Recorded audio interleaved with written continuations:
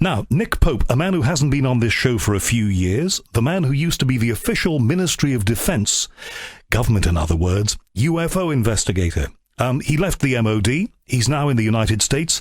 Yes, it's good to be back on the show. And Nick, what do you call yourselves these days? I am a little confused.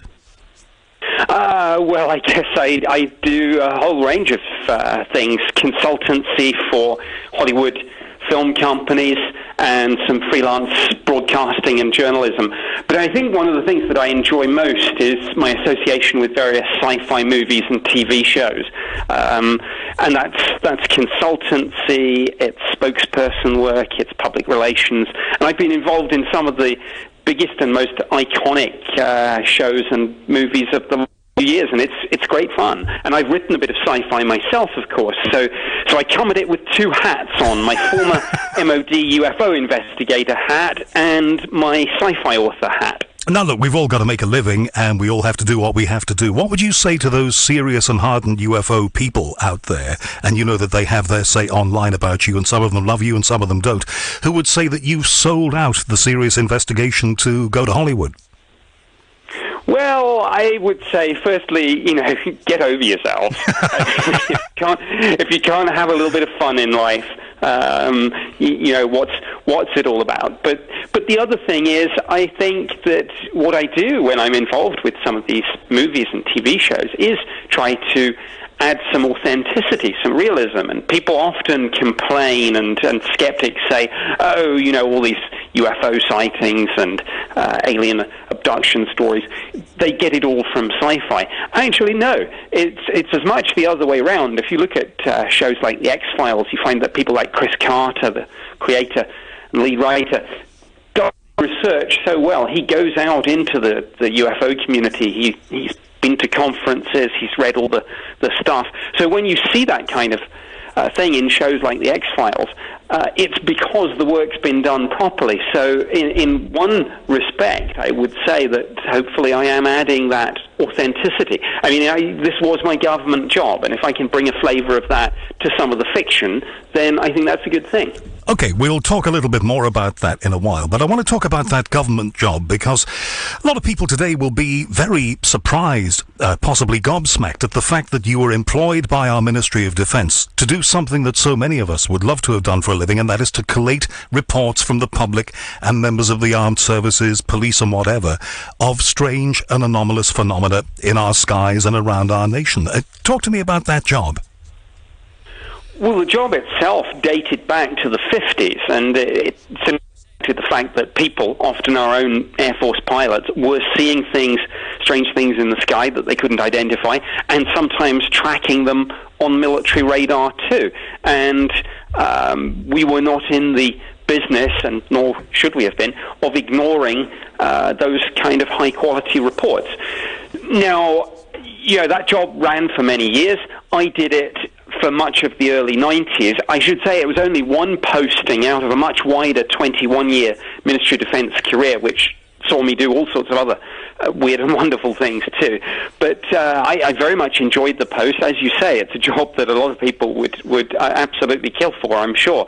It was by far and away, I think, the most interesting and maybe in a sense quirky job in the Ministry of Defence. And although the MOD's UFO project was axed in 2009 as part of a series of defence cuts, the actual additional cost to the taxpayer was never that much, because all the things you need to investigate UFOs were already there. Our military radar systems, our experts in analysing photos and videos. So this job was done really with existing resources, largely. Did anybody ever tell you in the years, and you'll tell me how many years that was, that you did that job, what your remit was, what they wanted you to deliver? Oh, absolutely. I mean, from day one, the terms of reference were very clear. My job was to research and investigate the UFO phenomenon, and specifically the sightings that were reported to us on a daily basis, investigate them and determine whether there was evidence of anything of any defense significance to the United Kingdom, either a potential threat or indeed a potential opportunity, I suppose. So that suggests, and I'm sorry to interrupt, but that suggests, doesn't it, Nick, and this is a fascinating point, that somebody somewhere at some level believed indeed that these things may have been a threat, or indeed, as you say, an opportunity. Somebody somewhere senior within the MOD believed that these things might well exist. Absolutely. Now, I think there's a counter-argument that says, yes, that would apply equally if these things were Russian as opposed to Martian. But you're absolutely right. Over the years, there have been a whole string of people at very senior level, including defense ministers, who have been believers, some have been skeptics, and some have been right in the middle. One of the amusing stories that I like to tell is after I left the UFO job, when I was in security, I got a call from one of the ministers, one of the defense ministers' outer offices, and I was told minister wanted a briefing on UFOs. Uh-huh. And I said, well, I don't do that anymore. You should go to Directorate of Air Staff and they'll give you the official brief. The private secretary said to me, no, minister doesn't want all that no defence significance you trot out to Parliament and the public. Minister wants a proper briefing. And in their terms, what was a proper briefing? What did they want you to say? How honest did they want you to be? Well, proper briefing was doing more than, as I say, just trotting out this lazy, no defence significance soundbite that we peddled, I'm afraid, with apologies, to both Parliament, the media and the public. We said we significantly downplayed the true extent of our involvement in this and of our interest in it. Behind closed doors, I think we were much more open-minded and doing much more on this, classified intelligence studies, that sort of thing, than we ever let on to Parliament and the media. I don't think I've ever heard you say that in one of our many conversations together when you were in the UK. That's fascinating. Did anybody in all of that time ever say to you, Nick, you've been working for us here, collating these reports, doing a great job, are you a believer? Oh, yes, absolutely. People came up to me in the corridors all the time, and it was a widely known job in the department. I mean, everyone knew we had this kind of X-Files job, and indeed, the X-Files started showing pretty much when I was in the middle of that tour of duty, so the parallels were quite obvious, and people would come up and start whistling the theme tune to me in the corridor, and they would say, "Come on, Nick, what's going on? What do you believe? What's really going on? What's going on in room?" It was 8245, I think, at the time. Right. Okay, well, that's interesting. And to be on at the same time, or to be doing your job at the same time as the X-Files, can't have been the easiest of experiences. As we wrap up this first segment, I just want you to revisit something that you told me a long time ago. There was a percentage that you used to use for the number of reports that you felt were credible versus the ones you felt really could be explained in a rational way. It's an interesting figure. Can you remember it? The one that I think I quoted was 80% of UFO sightings can be explained as misidentifications, hoaxes or delusions. 15% of cases there's insufficient data to make a proper determination, a definitive assessment, and 5% unknown. Okay, and even if 5% turned out to be something that maybe came from somewhere far away from here, and the other 95% were complete garbage, we are still looking at something that could change our perception of everything we know. Absolutely, and you don't even need the 5%. The believers only need to be right once. I want to ask you about a couple of things that are very current. One is the increasing groundswell momentum this year of 2016 for this thing called disclosure. So first of all, what is disclosure? How likely is it that we're going to get it? And if we get it, what will we do about it? Disclosure, kind of spelt by the UFO community with a capital D, is basically that archetypal, stereotypical view. The president goes on TV, my fellow Americans, people of the world, we are not alone. Actually, there's no problem with any president or prime minister saying that. The constitutional problem would arise with the unstated postscript, which would be, by the way, we've lied to you about this for 70 years. So I'm not sure that's going to happen. I think it depends, of course, self-evidently on what there is to disclose. Is there literally, as some people believe, a spaceship in a hangar, or is it just a little bit more nebulous than that? Is it the fact that, yes, we have these unexplained sightings, and no, we don't necessarily know what they are, but we can't, even within government, quite put our finger on it. So that's one issue. Now, the second issue is this is becoming something of an election issue here in the United States. Hillary Clinton and her campaign manager, President Obama's former chief of staff, John Podesta, have made quite a lot of surprising statements about wanting to reopen UFO investigations, wanting to know what's going on at Area 51. And Donald Trump has yet to say anything about this, or he won't hold back. So it could be an interesting election campaign. Now, do you think, as some people that I'm hearing out of the United States saying at the moment, that Hillary Clinton is beginning to backpedal a little bit on this? Well, I think she'd be very wise to, actually. I think it's a mistake to try and make this an election issue. Americans don't really, for all the kind of talk about this in the media, the real issue I think that people are always interested in is the economy, jobs, the terror threat, the taxes, those sorts of things. And I think a candidate runs a huge risk by talking about this, because it's very easy to see that somebody like Donald Trump could say, well, I am interested in jobs and the economy and taxes, and my opponent is interested in space aliens. Right, so there's a clear and present political reason for not being quite as interested. Yes, I think she'd be advised to back off it, and if asked, to say that her interest in this is really just a commitment to open government and freedom of information. Right. If we look back at the history of recent presidents, though, Hillary's husband, Bill, it was rumoured for a very long time, my memory goes back that far, that he was going to be the one who would disclose, and he didn't really. They said when Obama came in, this is the man who's going to do it. Now they're saying that Hillary Clinton might be a little bit more open. As members of the public and interested individuals who read the popular press, what are we to believe? Well, I think this just goes to show that disclosure is a bit like tomorrow. Maybe it never comes. President Carter saw a UFO. Ronald Reagan saw a UFO and spoke about his belief in a famous speech at the United Nations, where he said, I occasionally think how quickly we would set aside our differences if we faced a threat from beyond this earth. Bill Clinton reportedly, when he first became president, said, I want to know two things. What's going on at Area 51? Are there aliens? And did JFK really die as the result of a lone gunman or conspiracy? And apparently he didn't get definitive answers on either issue. Because it seems to work there like it works here, that you have a civil service and you have vested interests who keep the lid on these things. And as much as a politician may go into a campaign saying, I am going to be the one who does this, the practicalities begin to bite you on the bottom when you actually get in the office. Indeed they do.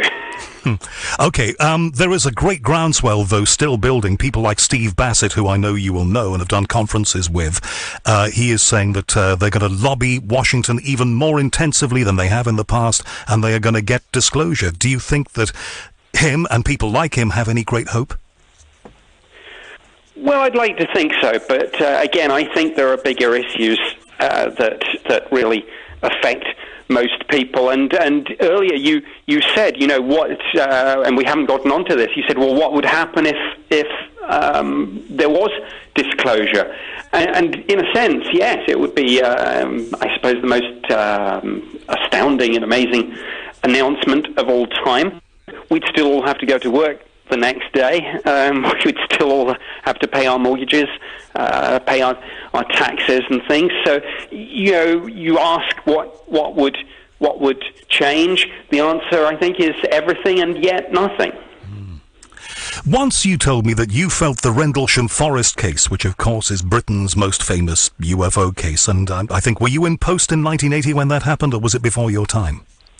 It was before my time, but in 1993 I did a cold case review of it, so okay. I absolutely know all about that one. Well, I don't think I'm being unfair to you if I say that you always thought that if anything was likely to have been the real deal, and we still don't know what it was, even after all this time with people still coming out of the woodwork and talking about it, if anything was likely to have been the real deal, this was it. Do you still feel that way? Yes, I do, and I think Roswell's a fascinating case, but it's now almost 70 years in the past, and pretty much all the original witnesses have passed on. So Rendlesham Forest is perhaps our best case, and the witnesses are much alive and well and talking through the internet, through social media in a way that the Roswell witnesses never really could or did. So yes, it's a perfect storm of a UFO case. Multiple witnesses, 3 different nights, radar, physical traces on the ground, including landing marks and radioactivity levels assessed by the MOD's defense intelligence staff as being significantly higher than background. Almost everything you could want for in a case that makes it interesting and compelling is in that one case, Rendlesham.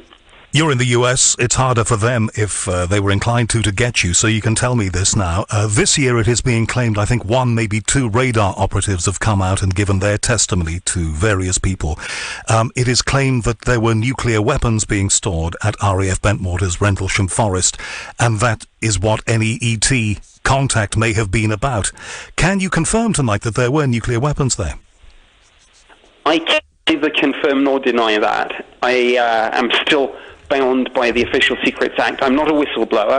I'm somebody who commentates on this issue legitimately, just as, say, a retired military officer would go on a radio or TV show and talk about Afghanistan and Iraq. But I'm not in the business of divulging classified information, and that's still, I'm afraid, a neither confirm nor deny. You know I had to ask, and I have before. But I'm sure you can agree with me that it would be an interesting motivation if anybody from outer space were to come down here to find out what was going on. And I'm sure you've heard the reports of various American nuclear missile bases being stopped in their tracks and effectively taken offline by strange presences. So, it follows a long line of these things. Were that to have been the case? Absolutely, and there's no getting away from the fact that if we were visited, I'm sure our weapons of mass destruction, for whatever reason, would be something of particular interest. Just as if we were visiting other civilizations, I'm sure we'd want to know what's the biggest threat that you pose, and what's the cutting edge of your technology. All that work with you did with the MOD, Nick, and I want to move on from this in our next segment, but just to close out this one, all those years of work with the MOD, do you feel it was worthwhile as you look back on it?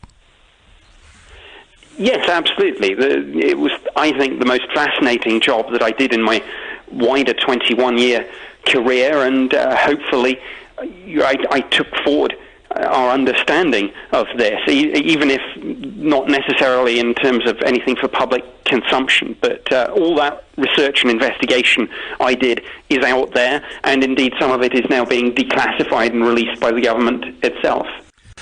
Let's continue with this, Nick. I don't know whether you check out the British newspapers if you get a chance to on a Sunday. Do you get to see them there?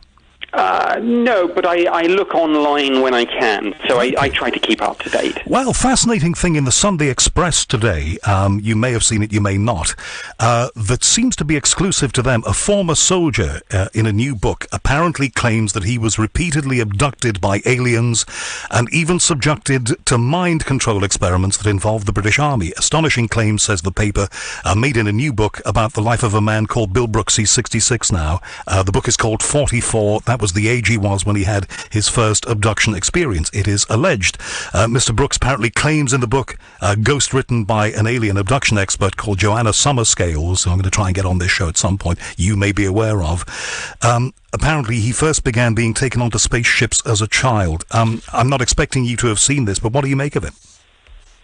I did actually see the headline. I glanced at the story. I confess that I haven't looked at it in any detail yet. I mean, there's a slight, I suppose, smile and rolling of the eyes when I get to stuff like this. And there's an old saying in the intelligence analysis community. Interesting if true. And I honestly think that's about all I can say with something like that. What I can just briefly confirm, I guess, is that the name of the individual and the story is not known to me from any defense or army files. So maybe he is a veteran, but even if he is, I'm not aware of any of his stories ever having found their way into the MOD's UFO project files. Of course, he may just be somebody who's only come out and talked about it now. That's what we're being told, but I quite understand what you say. Ms. Summerscales, quoted in the paper, says, Bill's memory has, quotes, been compromised to a great degree, which he believes is due to the many abduction events and mind control methods used by not only ET, but the military.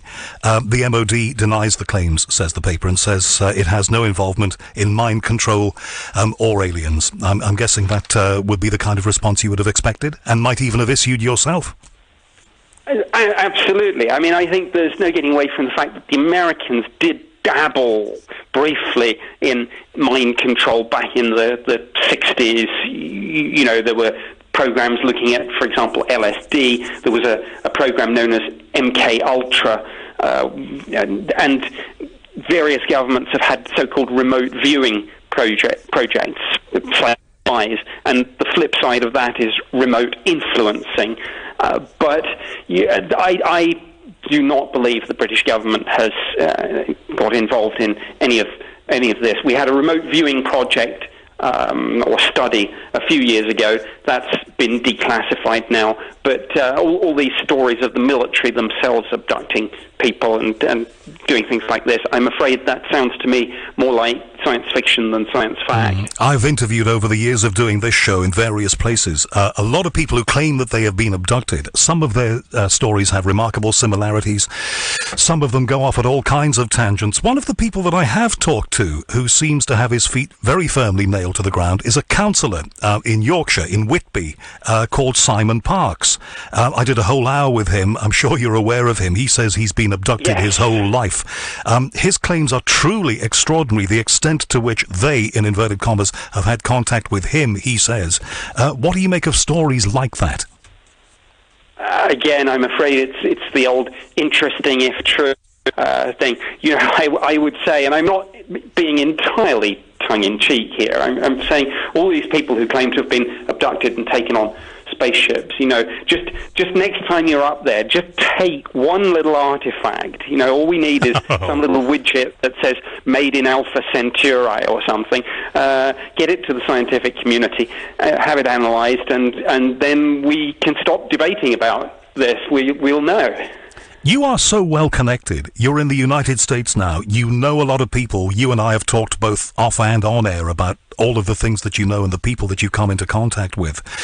Are you frustrated that in all of these years of being interested in all of this, nobody said, Nick, as long as you keep quiet about it, maybe this has happened, and maybe you can't tell me. But anyway, as long as you keep quiet about it, Nick, come to Wright-Patterson Air Force Base, and in here we've got a hangar that has all of the exotic materials that we have been collecting since the 1940s. If that hasn't happened, it must frustrate you. If it has happened, please tell me tonight. Well, it hasn't happened. Okay. That, as I said earlier in the show, might just reflect the fact that there really isn't a spaceship in a hangar at Wright-Patterson Air Force Base. But if there is, I would love to get that call. And if Hillary Clinton is elected president and does find that there is truth in any of this, well, I would love to, I'm sure, become some sort of special advisor on the subject. Now, when the phone goes in Nick Pope Towers in the United States these days, and you get a call from Mr. Ratzenberg, Katzenberg, Matzenberg, whatever, in Hollywood, wanting to book you for a big movie project, how does that go? How does that conversation work? What do they ask you for? Well, basically, it could be a couple of things. It could be a consultancy in terms of what sorts of things do people report, shapes of UFOs, types of aliens, so plot development, stories, that sort of thing. Or it could just be being a spokesperson for the movie, going on various TV, radio shows and talking about it, talking about how how true it is to real life in terms of what people see and report. Do you find that the information that you're able to give appears in the form that you delivered it to them? In other words, if you tell them the average UFO shape is this, does that translate into what appears in the movie or the TV show? Do they listen to you? They do, but sometimes, obviously, people want to go down their own path, and sometimes things do get fictionalized to slightly beyond the point that I'd recognize. But I think that's, if you're making a documentary, and I've made plenty of those, that's fine. You expect people to stick to the facts. But if somebody is simply doing sci-fi, then that's a creative process, and all you can ever do is feed something in and be a part of it. You wouldn't expect it to be faithfully reproduced. After all, people have got to entertain as well as inform. We said at the top of this that there are some people in the UK who see you as a merchant of disinformation. Do you find the Americans have a more open-minded attitude to you? I think so, but there's no getting away from one's past, and I think to some people I will always be the bad guy. I will always be the person that did this for the government, and to some people in the UFO and conspiracy theory community, I'm part of the cover-up. I'm part of the conspiracy. I'm one of the real-life men in black. There's nothing I can do to stop people believing that, I'm afraid. Are there men in black, Nick? I say this for a reason, and I may have told you this story before, and it's a true story. It's something that happened when I was doing this show on our sister station TalkSport about 12 years ago. I spoke to the former Defence Minister of Canada, a man who believes that UFOs are more than we've been told. A very, very interesting man, this guy. And, we ran the interview, and the following week I was leaving this building with my producer, Dave, and we walked down the steps in Hatfields here in London, a very quiet place on a Saturday night as it was. And Dave said, "You ain't going to believe this." And he pointed across the road to what was normally an empty street. And there was a black limousine, as we would call it, a Jaguar as they call it in America, and two guys in the front who looked like the Blues Brothers with black suits, white shirts and black ties. Anchored to the front of this car's dashboard was a camera that was following us. Literally, the lens was pointed at the pair of us as we walked down the street. Now, either that was the world's greatest hoax and joke by somebody, and I've never found out about it since, or perhaps we do have men in black here. What do you think?